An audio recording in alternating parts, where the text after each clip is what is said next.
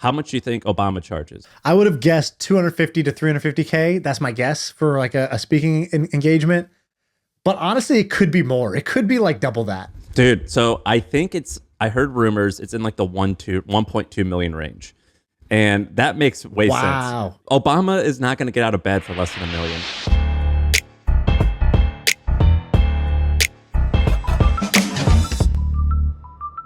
All right, what's going on? I have been bursting at the seams to tell you a story. You sent me the teaser. You go, I got the best story. I was like, all right, let's hear it. And you're like, on the podcast, not here. I was like, okay, well, give me like a clue. Can't say anything on the podcast. So I'm here now, 2 days of a tease later. Let's hear it. All right, so there was this guy who you had on the podcast, the comedian, Hassan. What's his last name? Minhaj? Minhaj, yeah. Is it with an H? Yeah. So I was out to eat with my friend Jason Yanowitz from Blockworks on Saturday night, and we were sitting outside in New York City just having dinner, and I see Hassan walk by. I forget his last name, but it was Hassan, and I was like, shit, I can't remember his last name, so I don't want to scream out his last name, but I know it's Hassan.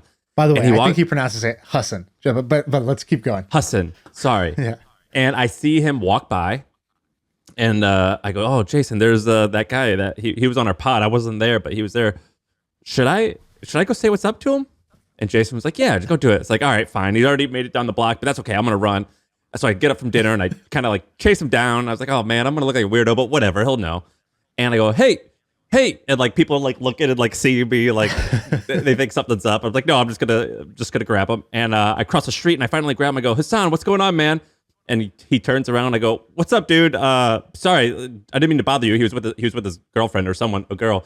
And I was like, hey, man, it's me, Sam Parr. I think we chatted once or twice on Twitter, but you're close with Shaan and you were on the podcast. I wasn't there, but I just wanted to say, hey, I love your work. And he goes, what? I go, yeah, I'm just like, I'm Sam from My First Million. And he goes, dude, I've never been on a podcast before. And I was like, what do you mean? You were just on it. He goes, who do you think I am? I go, you're Hassan, the comedian, right? And he goes, no, that's not me. And then I was like, oh my God, I am so embarrassed, dude. I was like, surely you get that a lot, right? He goes, yeah, like sometimes, but like Hassan's tall, I'm short. And I was like, well, it was for a podcast and I only saw his like upper torso and like, why am I even explaining this? Like, this doesn't even make sense. So I turn around and I walk away and he goes, hey man. And then he chases me down and he goes, what podcast did you say? I was like, I told him originally MFM. I go, it's My First Million. And he goes, are you Sam Parr? I go, yeah, what's going on? And he goes, check this out. And he holds up his phone and he had My First Million up on his Spotify. And he was like, previously listening and he totally knew what was up. And his girlfriend started laughing. And it went from being like the most embarrassing thing I'd done all year to it kind of worked out after a while. It was horrendous. Like I'm getting chills just discussing. I can't. I was so embarrassed. Like I'm so thankful he didn't say like, "What do you think all Indian guys look alike?" It was quite bad. That's hilarious. He so the whole time when you were first talking to him, he didn't like be like, "Oh, by the way," like he waited to realize like this podcast he was listening to that you were him. Yeah, he was like, "Wait, are you?" And then it was just like the whole interaction was incredibly uncomfortable. Yeah, it was a very weird interaction, but like it went from being like I was like I made this face, like I made a cringe face to him. I'm like, oh my God, I can't believe this. This is gonna go on the internet. Like this is gonna be known as like this guy thinks we all look alike, and it worked out okay. Dude, I have like I don't have real nightmares, like scary stuff happening to me. My nightmares are situations like this. Like, I'll have like a nightmare where it's like, I'm at a dinner and I'm like trying to like butter up like this person. I'm trying to like, be friends with this person and talk to him and make jokes with them. And the whole time I'm calling the guy Ross. And like at the end, somebody's like, why are you calling him Ross? His name's Rick. And I'm like, fuck, I've been calling him Ross for 1 hour. Like, or like just these like micro cringe moments. Or like when someone nice or someone who you want to impress. Like I remember I had this guy that I was trying to work at their company and I was interviewing and he's like, what's going on? And you reply with, good. It's the worst. Have a good flight. You too. Yes. Oh, wait, no, you work here. Never mind. I'm sorry that I said that. Yes. It's one of those things. All right. Let me Dude, ask I've you a had question. actual horrible cringe. Can I tell you the actual horrible? This is not even funny. This is more like a confessional for me. You're like, forgive me, Father, I've sinned type of thing. I was at a holiday party once, and some woman came up to like our table. She like knew the person I was talking to. I didn't really know her, but I think I had met her once before. It was so vague in my head. And I was like, oh, like, when's the little one due, or when's the little one coming? And she had just had the baby. And I was like, oh my. And I was a 24-year-old dude. And in that moment, I was like, it took me a second to even understand what I had done and how bad it was. And I was just sitting there with a stupid look on my face. And I didn't know what to say. Too much time passed, even like 2 beats had passed. Now I couldn't even apologize because she had tried to like move on to like spare me the cringe. And I knew she's feeling bad and I'm feeling equally bad. And this is 10 years ago. And like, I still feel it the same way I did in that moment because I've never recovered. Like, it's been the same feeling for 10 years straight. Yeah, that's embarrassing. It makes me feel horrible. Yeah, I get Just don't say anything, dude. Don't talk to anyone. That's like the only motto is do a podcast with your friend and speak to nobody else. That's the only way to live. I mean, that mistake you made, like I think that's a mistake that many people make one time and one time only. Then you just never ask about pregnancy. You just never. The most awkward thing is sometimes if they ask you if you want to touch their belly, I don't ever do that. Who asked you? Nobody asked that. Dude, I remember touch like my belly. Well, like there's like kids, like when you're younger, it's like, hey, do you want to feel the baby kick? When you're like 4, I remember like someone asked me that right when I had crossed that threshold of when it's like, no, I don't want to touch a grown woman's stomach. And like I distinctly remember that around like 14 years old or 12 years old. I was like, I think I'm past that point. We went to the point where like I don't want my parents to see me naked anymore. Like whenever that age is, that you know what I mean? When I was 15 and I stopped showering with my mom. Yeah, that's what it's just like there's like a distinct, it's like it's hard to say what it is, but it's before and after. Yeah, life is actually, like, people say, what's the meaning of life? And the meaning of life is to just avoid those exact moments that we're talking about. That's really the only purpose of life, is to try to just avoid these horrendous seconds that will come up. Dude, can we brag about being the #1 podcast? Can that be like a thing?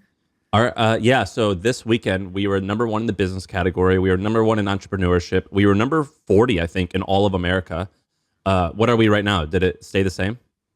I don't know. I didn't check, but just that screenshot was incredible. I mean, like, you see Tim Ferriss's podcast. It's like, dude, I remember, like, I've been listening to that and been a fan of him for a long time.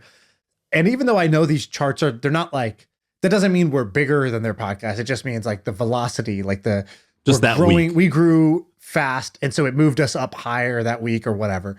There's some like secret formula.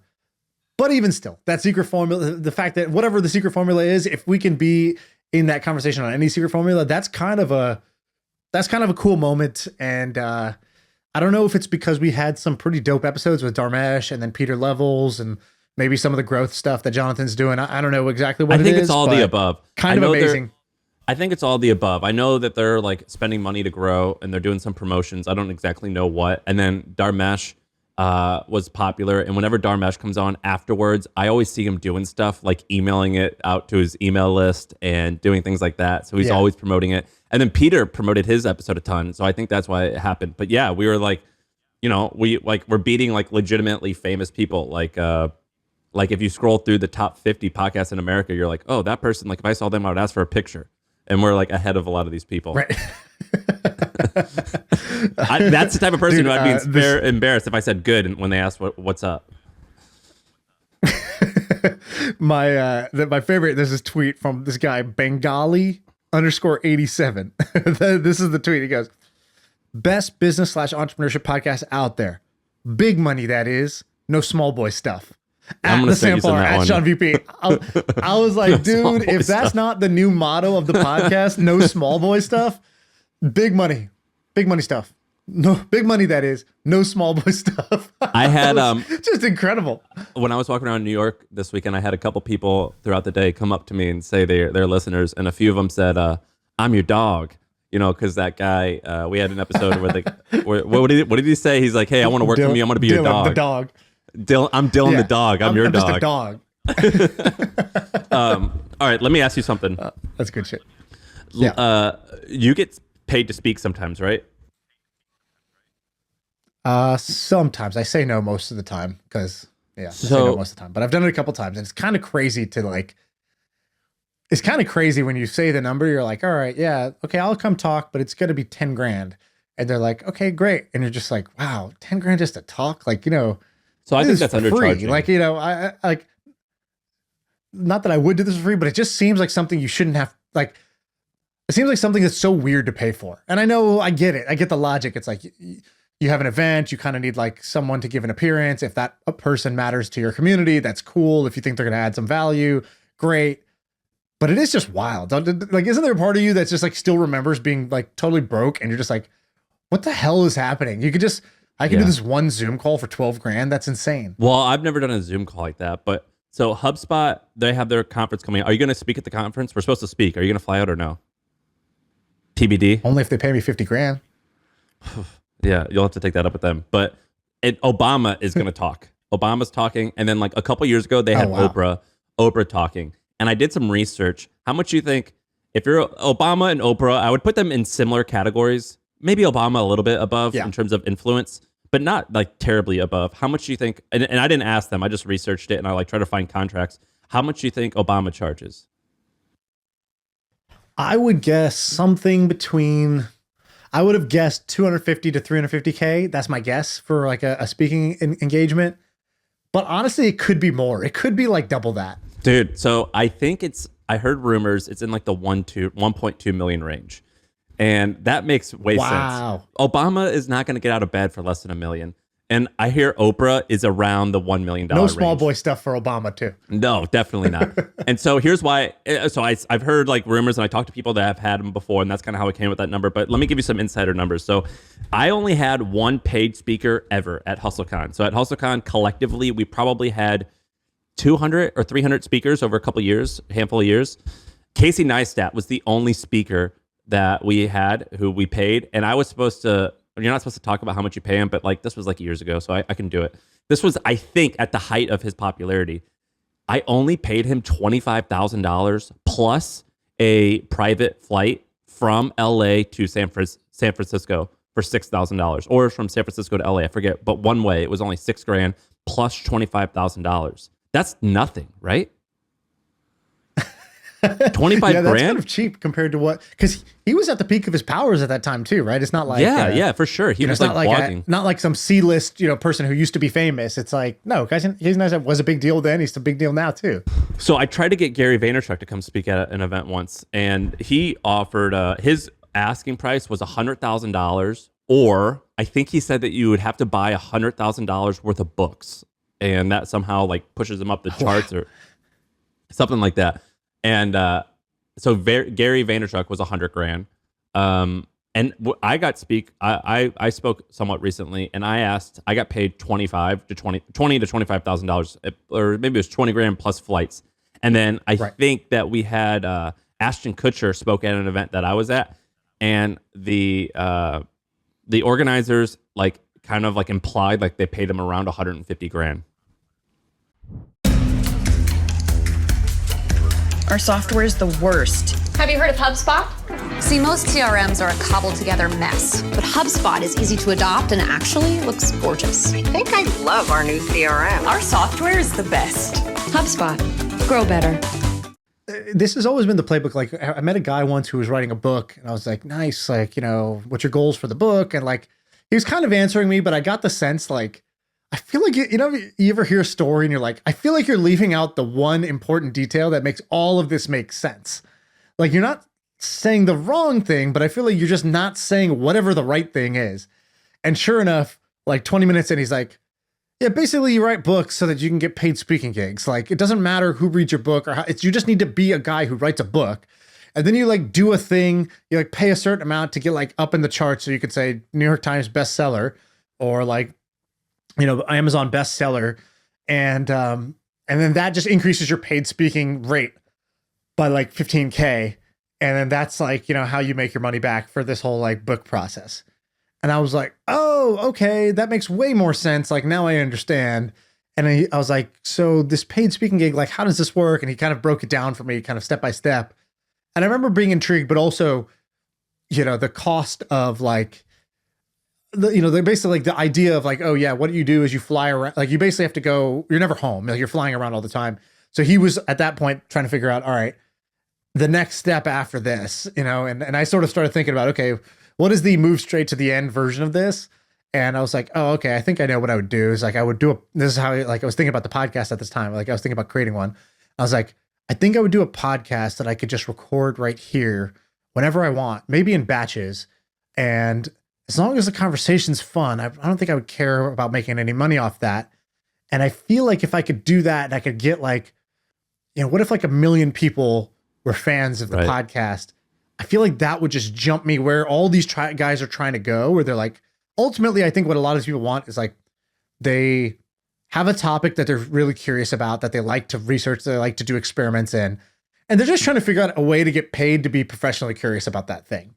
I think like that's like the generous version of like how to think about this. There's like the skeptical version, which is just like, oh, dude, you're just like some motivational speaker, like sort of scammy guru guy who wants to go around and blah, blah, blah. But I think the earnest people, I think they just want to be professionally curious. It's like, how do I get to spend 90% of my time just like digging in on this topic I'm a nerd about, and then like somehow translate the other 10% of my time into enough money to fund me to do that in a cool way.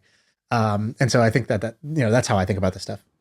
What I've been doing for speaking is I actually haven't asked to be paid lately, but I do tell them I need 2 first-class flights, and I want you to pay entirely for the hotel for a week.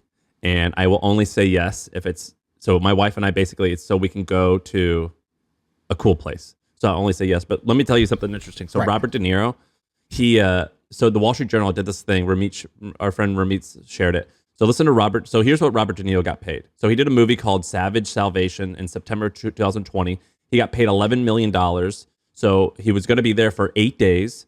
He asked for a round trip private air transportation on a Gulfstream 5. Is that or 6? I don't know how Roman numerals work, but a Gulfstream jet. He got to keep all of the costumes, wigs, and prosthetics, all the stuff that he wore on the plane, or all the stuff he wore in the movie. He got to keep all of it. He wanted an additional fee for his personal trainer. He had to come and be flown there, and he had to be put up at the Ritz-Carlton.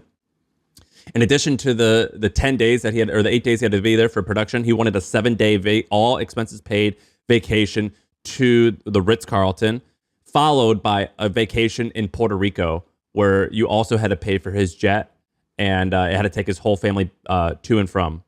And then finally, he wanted one round trip private flight jet between New York and LA for a 5-day stay anytime within 12 months. Those are all of his asks in his contract for 8 days of work. That's not bad. This is cool. I mean, it's like a hostage negotiation. It's like, I need a briefcase with the cash, and I need a jet that's fueled with the engine on, and I'm going to get on it. Dude, check out this website I just sent you, WSB.com. So I had once heard that like, like Coach K, who's the basketball coach at Duke. I remember back in the day, he kind of had like a salary of like, I want to call it like, not back in the day, but like he's the number 1 college basketball coach, most winningest coach of all time. What's I his remember last being name? curious, how much does he make? Krzyzewski is his last name. It's like spelled with a K and then a bunch of Yeah. Okay. So, so he's now like 75. He's like at the top of his game. He just retired. So he was making $12.5 million a year to coach college basketball at the time. And I think that like, but I remember when I was in school, because I went to Duke, I remember reading at that time, his salary was like maybe half that. It was closer to like 4 or 5 million. And he had gotten offered a contract with the Lakers that was going to pay him over 10 million, and he turned it down. And I remember just thinking, wow, the guy like 10 million a year. I was like, the guy turned down like basically an extra $50 million to go do this deal. Like, that's pretty impressive. Like, why, why did he do that? And I started looking into like how he makes his money, and basically he makes more money, I believe, or at the time he was making more money through his endorsements, speaking fees, books, tours, things like that, than he was his like actual day job. And so if you go to the site WSB.com, he's listed on there, and it says you could see a bunch of speakers and you could see how much they charge. So Bob Iger, the chairman of Disney, it's like says like, you got to contact for fees. For Coach K, his says like 70,000 plus is his speaking fee. And so you want to go get this guy, it's 70,000 plus. And so there's these businesses that are basically these booking agencies for well-known speakers. And I feel like this is like a really interesting little niche business to be these like middleman agencies that just aggregate demand for this like, roster of speakers that they can book out. So how basically like maybe 8 years ago we kind of laughed at YouTubers, and it's like they're not real celebrities, they're just internet celebrities, or they're not going to be real business people. But now like there's a world where some of them are going to be billionaires, and then like, it had a vibe that was like, oh, you make videos, that's cute. Yes, like a condescending type of vibe.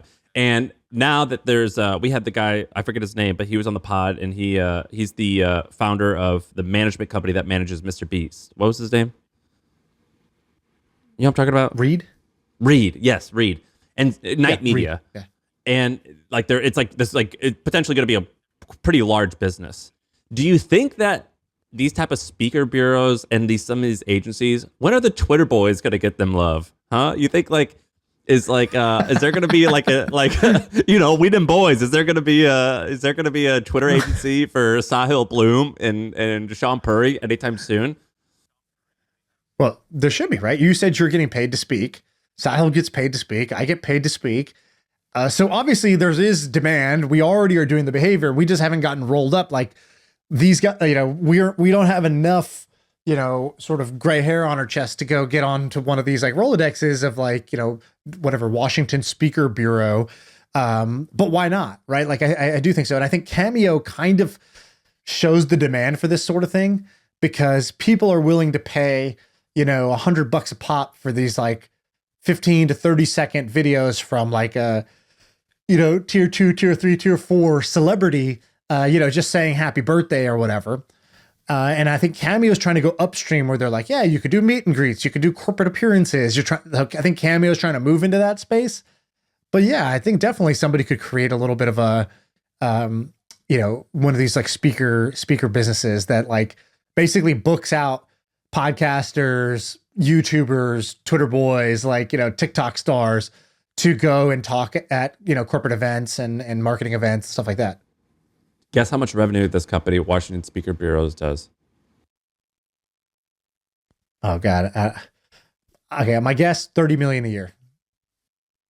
So they were acquired in the year 2000. The year they were acquired, they were doing 15 million. They were bought by this company that I forget. It's one of the ad agencies that sounds like the COVID name. Is it Omnicrom? I forget what it was. Like one of the like there's basically like 5 ad agencies that owns like everything. I forget which one it is. And when they were acquired, they were doing 15 million, but that was in 1999. In 2017, they did 150 million in revenue. Fucking crazy, right? Yeah, that's amazing. By That's the way, wild, right? You want to know a homie move? Homie move. Whenever somebody asks you to guess something, always guess low.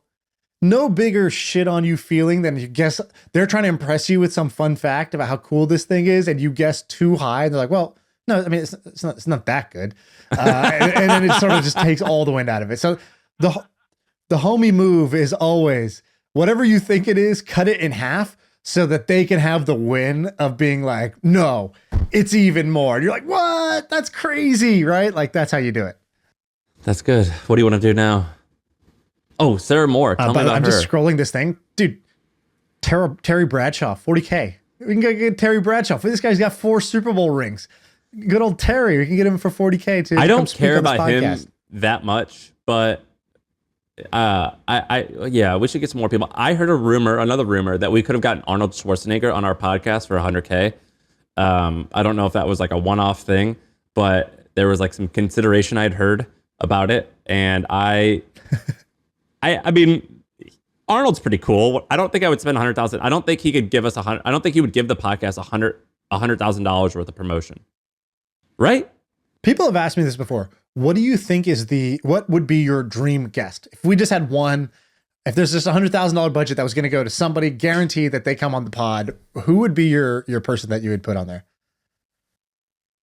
I mean, it's got to be like someone really famous. So definitely like an Elon or like an Obama or a Trump, like a president. Like who would be the most famous person that you could ask them questions? And is that because you're thinking what drives the most like clicks, or is it more Volume. like that's the person I would want to have a pod? Yeah. No, I don't know if I would enjoy a conversation with Elon. Like, I think that would be an uncomfortable situation. I don't think that would be particularly enjoyable. Do you? I 100% agree with you. I think it would be honestly sort of uncomfortable in a giant, like, it's almost an automatic letdown. It's like you're going to have such high hopes and expectations and want it to go so well. It's going to be kind of a difficult conversation. It's going to like fly by really quickly. There's going to be 15 minutes where you're like, shit, we've been talking about this for 15 minutes. Like, oh no, I need to like switch course here. He's not going to know the vibe. He's not going to come like ready to do what we do well, which is like, you know, shoot the shit and kind of brainstorm and tell stories. So I'm not sure that would be, I would go for somebody. If I was going to pull one like that, I would just be like, who is the best person that would actually love the type of conversation that we have and be great at it? I think that's a little bit hard. I think that, you know, I think you'd have to take this archetype of like, who is the kind of like an idea machine, but also has like name and reputation, has done stuff. And I think Peter like Thiel's they'll show up interesting. and give a shit. I think Peter Thiel might be interesting, but he's not that famous. So I don't know how much traffic he would drive. Oh, I think he drives a good amount, especially like in our niche. I think people can, because he doesn't do a lot of content, right? Like you can go get like on the site, you can go get Damon John from Shark Tank, and it's like, but for No, I don't want 40K, that, but dude. he's everywhere, dude. Like, first of all, come on. I mean, Fubu was cool, but like, is what we want. And secondly, like, you know, I don't think he does appearances everywhere. So you need somebody who people are sort of starved for content from. Maybe it's like a Naval or a Peter Thiel, somebody who intentionally limits their number of experiences so that, you know, you have high search demand and not a lot of like hits coming up. Yeah, I don't know. I wouldn't want it to be him. I would want it, I don't care about that guy. I can't think of any other examples though. I don't fucking know. I would be uncomfortable with anyone who's like intimidatingly good. I would be uncomfortable being around.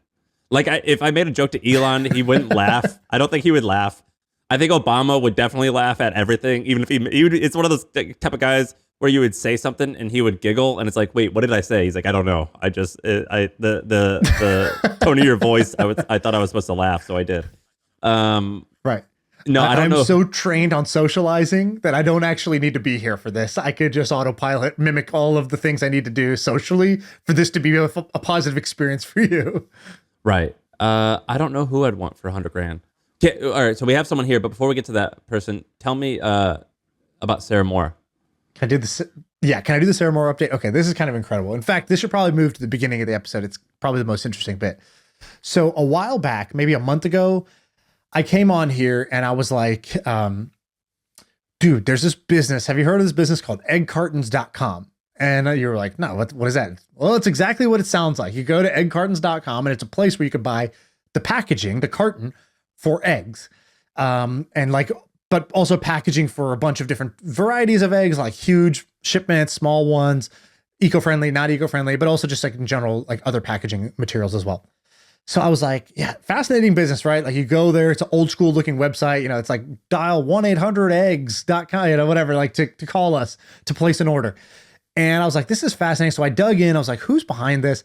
And I basically found that it used to be owned by this guy. He ran it for 24 years. I was like, okay, this sounds about right. You know, his LinkedIn picture was him like with a, you know, like a phone with a cord in it. And he's like, got it up to his neck and he's like sitting at a messy desk. And I was like, oh, this looks like the guy who started eggcard.com 25 years ago. But now I noticed, it says like he ended his ownership 1 year ago. So who's behind this? And I saw that there was this woman named Sarah Moore, who was like not what you would expect to be like. It's like, this person should be like the CEO of Lululemon or something like that. Why is she getting into egg cartons of all businesses? Like she was beautiful young, she was Harvard a fresh graduate. Yeah. Like looked like a celebrity a little bit. And so I tried to reach out to her. I couldn't get a hold of her. And so, but I couldn't resist. So I came on the pod and I told the story. It's like, yeah, so basically it looks like she purchased this business. She did like one tiny interview about it and blah, blah, blah. But I had done one thing that I didn't tell you about, I don't think, that day, which is I've been experimenting with a format that I wish people use more on me. Like when people reach out to me, they're like, oh, I'd love to talk to you sometime. I'm like, if you have a question, just send me the question. In fact, if you have a bunch of questions, like just send me a Google Doc. I'm going to look at it. And if I want to answer, I'll answer. If I don't, I don't. And so that's what I did to her. I sent her an email. I said, egg cartons, like with 5 exclamation points. I go, that's hilarious. Like what a hilarious niche. I go, we got this podcast. I'd love to feature you on it. I have 5 questions for you on this Google Doc. If you answer them with bullet points, I'll tell your story on the podcast. We get $20 million a year. It'll be great for your business. I go, this is me on Twitter, by the way, whatever. I sent it. No reply for 20 days. Then she emails me out of the blue. She goes, I couldn't have paid someone to make me sound as cool as you and Sam did on the podcast last week. Thank you so much. I filled out your Google Doc. I think they'll answer your questions. I would have responded earlier if I didn't think this was spam. Blah, blah, blah. Send me your address. I'll send you some world-class egg cartons. Right. So I want to read you what I had written to her and what she replied. But did you want any, are you going to accept those cartons? Very nice. Be like, well, yeah, very nice. Very nice of you, Sarah, but thank you. But no, thank you. No, dude, everything in the house could turn into like a toy storage container. I have toys for all shapes and sizes. All right, what did she say? So I basically said, here's my question. I go, you bought eggcartons.com. Did you buy it alone or as part of a PE firm? She goes, alone-ish. I started a PE firm alone to buy a business, but it wasn't your typical PE firm. My office, my quote unquote office, was just a library at school. There was no fund, like no money. I had a lot of help. I had over 50 unpaid interns come from Craigslist, and I had them sift through over 400,000 private companies for a year and a half before I found eggcartons.com. What? Yeah, I know. Then I go, so that was my first question. Second question, I go, how the heck did you buy it? Why the heck did you buy it? What about the business made you want to buy it? Was it the name, the customer retention? What drove you to it? She goes, my goal was to buy a business with all debt so I could have 100% ownership. I had no collateral though, except for my 2012 RAV4. So I was trying to find something that was already stable enough that I could pitch a bank that the business itself was the collateral instead of my RAV4. So I needed historical cash flows. This business fit because it had been profitable since it started in 2001, had a high barrier to entry given the domain name, and 100 plus other similar domain names that they own, like egg cartons, like misspelled, eggcarton.com, blah, blah, blah. Then she says, the founder has strategically purchased all these domains over the years to protect their demote. It was simple enough. It was also a simple enough business that somebody with zero operational experience, me, and average intelligence, me, could operate if they tried hard enough. I was like, wow, this is incredible. Then I said, I live in Silicon Valley. People here are obsessed with crypto, AI, blah, blah, blah. They would underestimate eggcards.com. Can you give us a sense of the scale of the business?